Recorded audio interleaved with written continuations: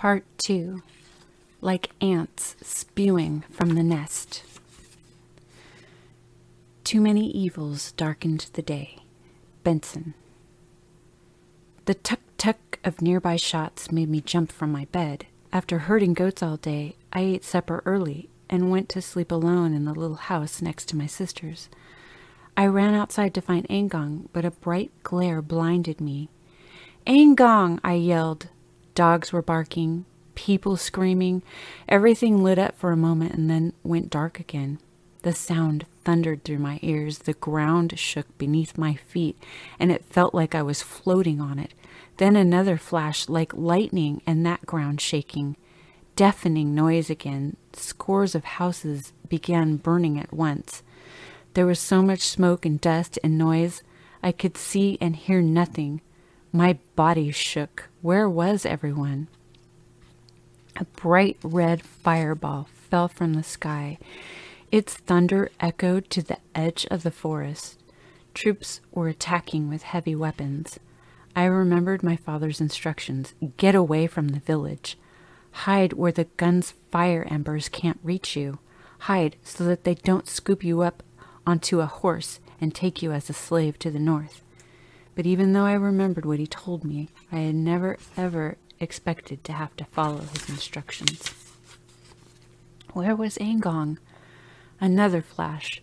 Once more, I couldn't see anything for the smoke. So I ran like my father told me to. I ran from the fireballs, bullets, and screams into the dark where the hyena and lion and scorpion slithered and prowled. There was no moon in the sky, just a few winking stars. Only during the awful flashes could I see where my feet touched the ground. The night was so dark. I pushed through tall grass and bush. My feet felt like I was running far above the ground, and my body was light. But my knees felt like they were breaking. The bright fire blinked, never growing more distant. I couldn't seem to escape it. I ran for so long my legs became wobbly. When I felt like I had been running all night, I scrambled under a dark bush, hoping I'd be safe.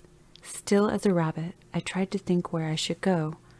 I was wearing only my underwear, the red shorts my father had brought from town. As I lay down to rest, I stared at the fireflies glimmering at the edge of the forest that swallowed the echoing gunfire. It was the coldest, gloomiest night. Many dogs barked, but the birds were silent. While it was still dark, a soft rustling in the grass near the bush startled me. I made a slight move and unintentionally crunched dry leaves. "Who is there?" a voice broke through. I hated hearing that voice. I wanted to stay calm, like tortoises do. "Don't be afraid," the voice said. "We are Dinka." I understood the language he was speaking, but I didn't know who the man was or if he had been one of those ones shooting. "Anyone there?" the voice interrupted again. "Me," I said, without really meaning to. "If you are Dinka, come out." His voice was low but clear. "It is not safe to stay here. Stop creeping in the bush like an ant. That bush belongs to cobras, scorpions, and leopards at night."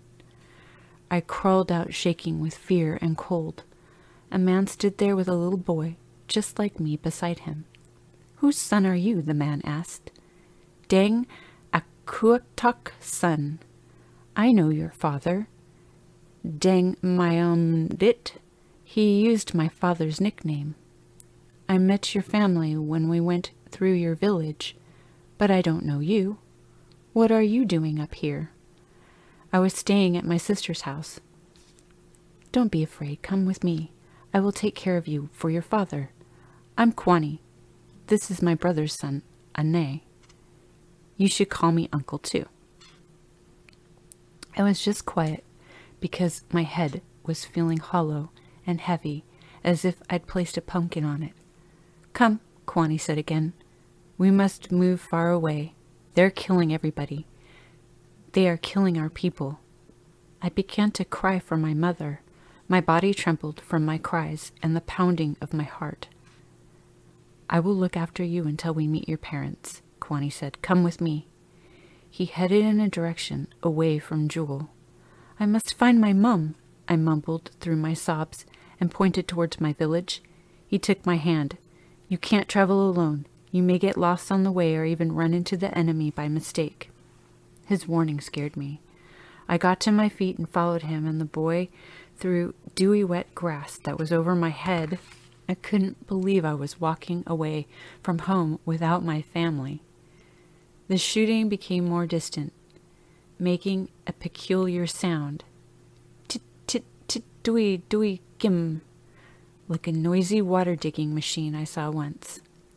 A fiery glow hovered above the village sky. Although I wanted to cry, I remembered to be quiet. My breathing was sharp, louder than I could control, as warm tears rolled down my face. We walked on through the tall grass and dark woodland without stopping. My bare feet grew numb in the cold. I stepped on sharp things that made them sting and ache. My body was bare and my underwear dripped wet from the dew. I put both hands across my chest, held my elbows tight, and walked with my nose dripping. I hated the day I fooled around by putting the stick on my shoulder. My mother was right when she told me it was bad luck pretending to be a soldier. Everything changed on that most terrifying night of my life. The sky was going to fall and swallow me. I believed what my mother had told me. The sun was dying. Men had done too many evil deeds, and they had darkened the day. We stopped walking when we heard the sound of people approaching. "Sit down," Kuani whispered. "Don't move till I tell you to." He moved toward them. "Who are you?" he asked. "We are Dinka, going to Spewing." "We are going there too. I have 2 boys with me, my nephew and a boy I found hiding in a bush." Kuani motioned to us. "Get up, boys. Let's move on." There were 7 people in the group, 2 women and their husbands, 2 younger men, and 1 old woman. The 2 women were wailing that their daughters had been on their way to the dancing ceremony when the shooting started. "God, please protect our children wherever they are," the older woman kept saying. "Didn't I always say dancing at night is a curse?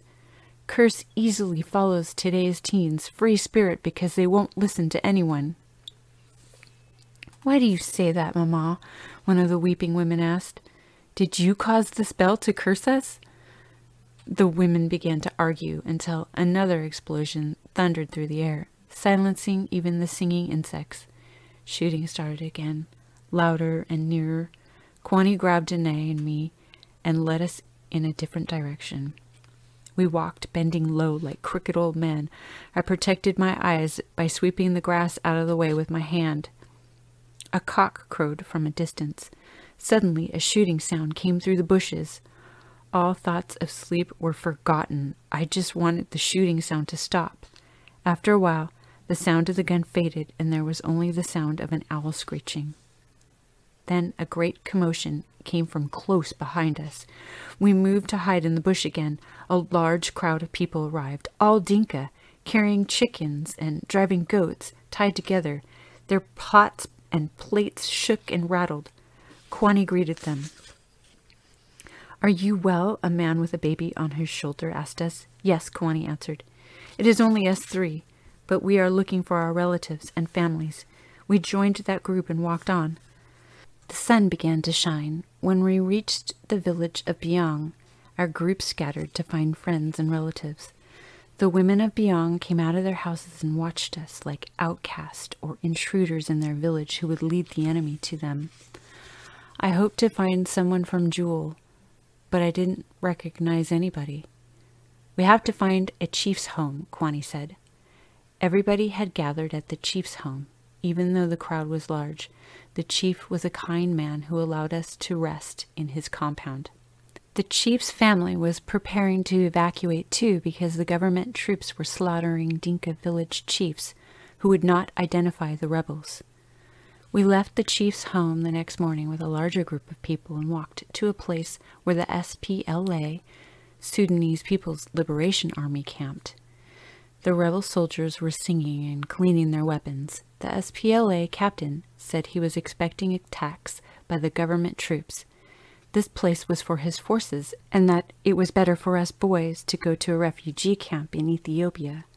He thought we would be safe there while they fought to stop the government from killing all the Dinka people. The captain gave us a cow and told us to leave immediately to catch up with another group that had just left that morning. Ethiopia sounded so far away from my parents and from Jewel. I didn't want to go. We walked 2 days and nights but found no one. I was exhausted and weak. We stopped at a river where we killed and roasted the cow. We ate the meat and drank from the river, and afterward we moved on. All of my body was sore. Not from tiredness, but from sickness. My chest pained, and it made me slow.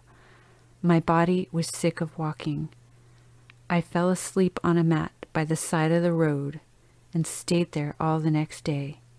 I could no longer think that much about my family, except that I was alone and without them.